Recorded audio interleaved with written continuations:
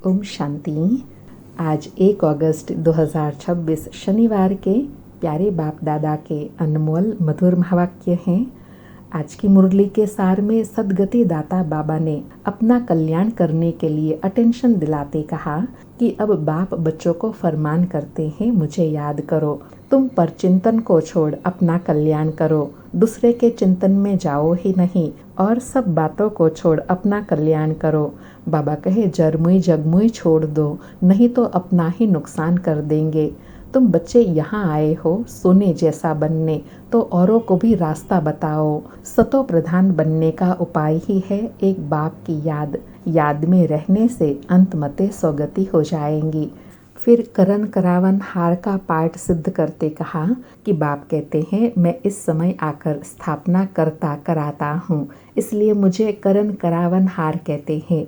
बाबा कहे मैं कोई प्रेरणा से नहीं कराता हूँ। बाप आकर ब्रह्मा तन द्वारा कर्म इंद्रियों द्वारा कार्य करते हैं और कराते हैं, इसमें प्रेरणा की कोई बात नहीं है। बाप को करण करावन हार कहा जाता है तो ज़रूर सन्मुख आना पड़ेगा। और साथ में कहा कि बहुत कहते हैं ईश्वर ही प्रेरणा से सब कुछ करते हैं, तो बाबा कहे शिव जयंती मनाते हैं तो ज़रूर वह यहाँ आया होगा। यादगार भी यहाँ भारत में ही है।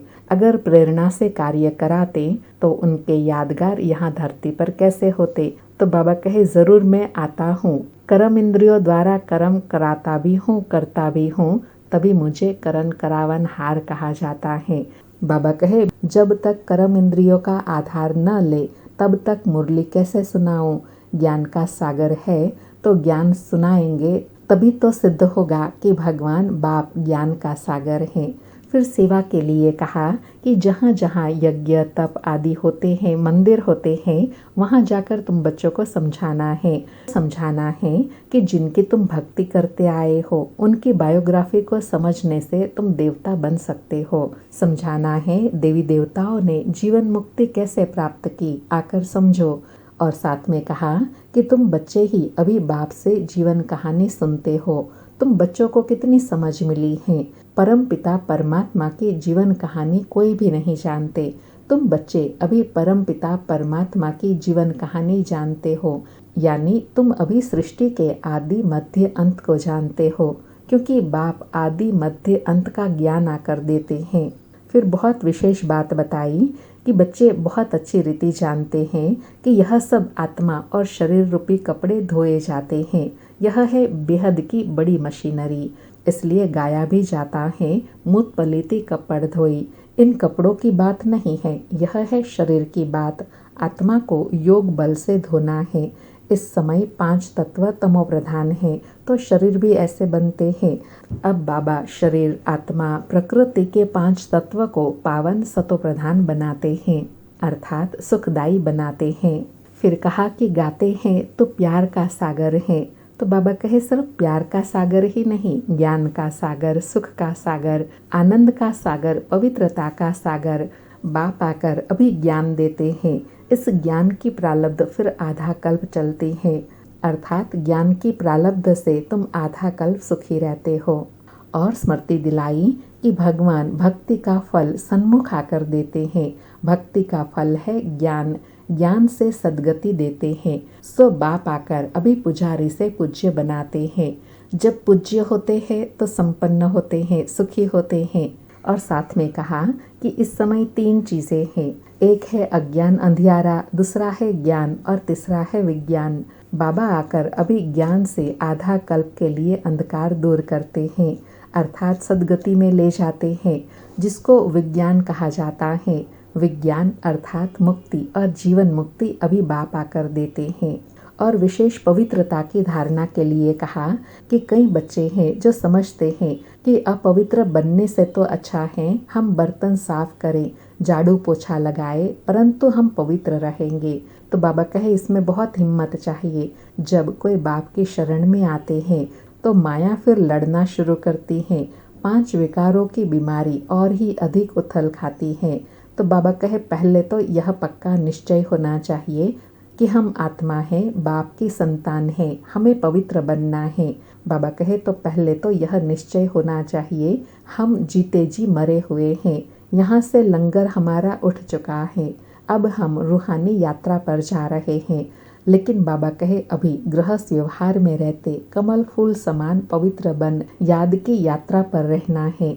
और आज याद से विशेष प्राप्ति बताई कि जितना तुम योगी बनते जाएंगे उतनी कर्म इंद्रियां तुम्हारी शांत होती जाएंगी। देह अभिमान में आने से कर्म इंद्रियां चंचल होती हैं।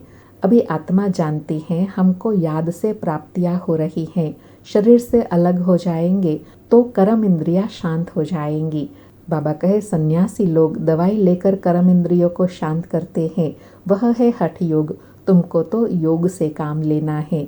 बाबा कहे तुम योग बल से विश्व की बादशाही स्थापन करते हो, तो क्या तुम योग बल से कर्म इंद्रियों को वश नहीं कर सकते हो? उसके लिए बाबा कहे जितना हो सके आत्म अभिमानी हो रहना है, क्योंकि प्राप्ति बहुत ऊंचे है। योग बल से तुम विश्व के मालिक बनते हो, कर्म इंद्रियों पर जीत पहनते हो। इसलिए तुम्हारे भारत का राजयोग नामी ग्रामी है, जिस राजयोग से तुम मनुष्य से देवता पतित से पावन बन जाते हो। फिर लास्ट में और पवित्रता पर अंडरलाइन कराया कि युगल बनने के बाद पवित्र रहने के लिए बड़ी अच्छी मेहनत करनी है। ज्ञान की पूरी पराकाष्ठा चाहिए। बहुत है जो हिम्मत करते हैं परंतु आग की आंच आ जाती है, अर्थात विकारों का प्रभाव पड़ जाता है। और फिर विशेष कुमारियों के लिए कहा कि अगर कुमारी है तो बहुत अच्छा है, अधर कुमारी बनने का ख्याल ही क्यों करना चाहिए। कुमारियों का नाम बाला है, बाल ब्रह्मचारी। बाबा कहे बाल ब्रह्मचारी रहने से ताकत रहती है, एक बाप के सिवाय दूसरे कोई की याद न रहे। बाबा कहे कुमारियाँ सेवा में निकल सकती हैं, बंधन में पड़ने से फिर बंधन वृद्धि को पाते जाते हैं, तो ऐसा जाल बिछाना ही क्यों चाहिए जो बुद्धि फंस पड़े।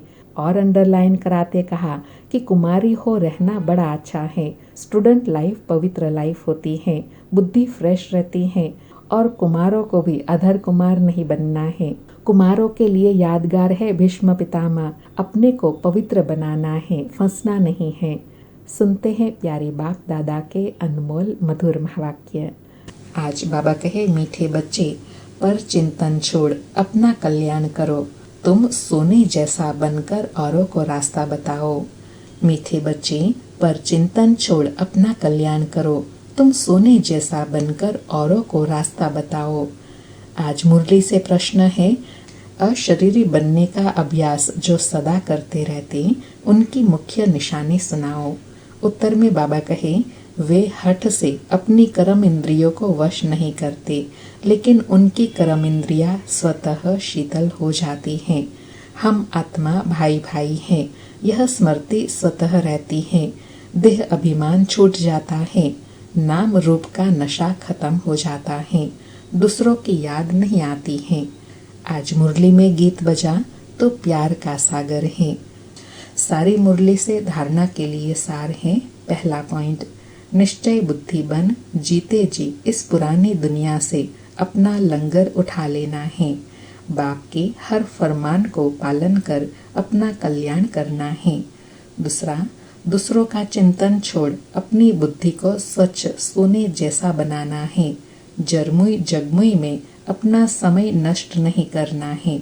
योग बल से अपनी कर्म इंद्रियों को शांत शीतल बनाना है।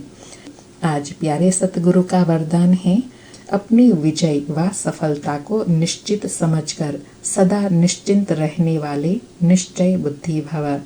अपनी विजय व सफलता को निश्चित समझकर सदा निश्चिंत रहने वाले निश्चय बुद्धि भव। स्पष्टीकरण है, जो बच्चे सदा बाप में, स्वयं के पार्ट में और ड्रामा के हर सेकंड की एक्ट में 100% निश्चय बुद्धि हैं, उनकी विजय व सफलता निश्चित है। निश्चित विजय होने के कारण वे सदा निश्चिंत रहते हैं। उनके चेहरे से चिंता की कोई भी रेखा दिखाई नहीं देंगी। उन्हें सदा निश्चय रहता है कि यह कार्य व यह संकल्प सिद्ध हुआ ही पड़ा है। उन्हें कभी किसी बात में क्वेश्चन नहीं उठ सकता। आज बाबा ने निश्चय बुद्धि की विशेषता व प्राप्ति बताई कि जो निश्चय बुद्धि आत्मा है वह सदा निश्चिंत रहते हैं। क्यों? क्योंकि निश्चय में ही सफलता और विजय समाई हुई है। इसलिए बाबा कहे और सब बातों को छोड़कर निश्चय बुद्धि हो जाओ तो सदा सफलता हुई पड़ी है। आज का स्लोगन है, सुनने सुनाने में भावना और भाव को बदल देना ही वायुमंडल खराब करना है। सुनने सुनाने में भाव और भावना को बदल देना ही वायुमंडल खराब करना है। आज के अव्यक्त इशारे हैं। आज अगस्त मास शुरू हुआ, पहली तारीख है, तो मधुबन बेहद घर से अव्यक्त बाप दादा दादियों दीदियों की ओर से विशेष पुरुषार्थ की प्रेरणा है। इस मास पुरुषार्थ का लक्ष्य है अपवित्रता के बीज को भी समाप्त कर संपूर्ण स्वच्छ पवित्र बनो। आज धारणा के लिए कहा कि संपूर्ण पवित्रता के हिसाब से व्यर्थ संकल्प भी अपवित्रता का बीज है। व्यर्थ संकल्प चलाना मेजॉरिटी बच्चों में अभी यह संस्कार रहा हुआ है। व्यर्थ संकल्प का आधार मन है, जो मन मनाभव होने नहीं देता। इसलिए श्रीमत रूपी लगाम टाइट कर व्यर्थ संकल्पों की अपवित्रता को खत्म करो। बाबा कहे, मन मनाभव की स्थिति सहज बन जाए, उसके लिए व्यर्थ संकल्पों को समाप्त करो, तो सहज ही मन मनाभव हो जाएंगे। और मन मनाभव होने से पवित्रता की धारणा भी सहज होती जाएंगी। अच्छा, ओम शांति। शुक्रिया बाबा, शुक्रिया।